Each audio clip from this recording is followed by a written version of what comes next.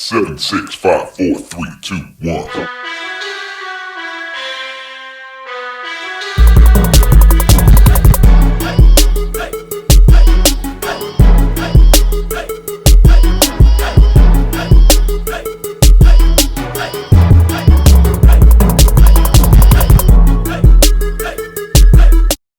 Welcome to Crafting with Cos. I'm Cos, and welcome back to Crafting with Cos if you're back.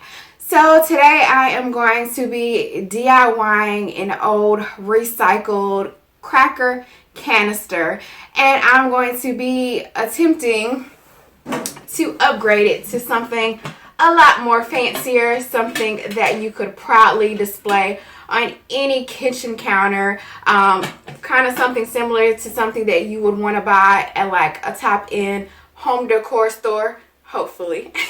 And I'm going to be using some pop-up 3D type of letters on the actual cookie jar, so I think that'd be kind of fun. So we're going to go ahead and not spend too much time talking. But before we get started, like always, if you could go ahead and make sure that you're already subscribed, as well as that bell notification is turned on so that you can stay updated on all of the great projects that are on the way.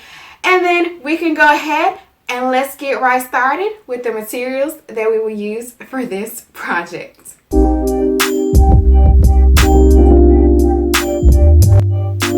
So I also forgot to mention that I'm going to be testing out for the first time this Krylon stone quartz texture that I'm excited to see how it performs. On the cap, it looks like it really does appear to be a stone type of texture, but we'll definitely see how that will result in the end.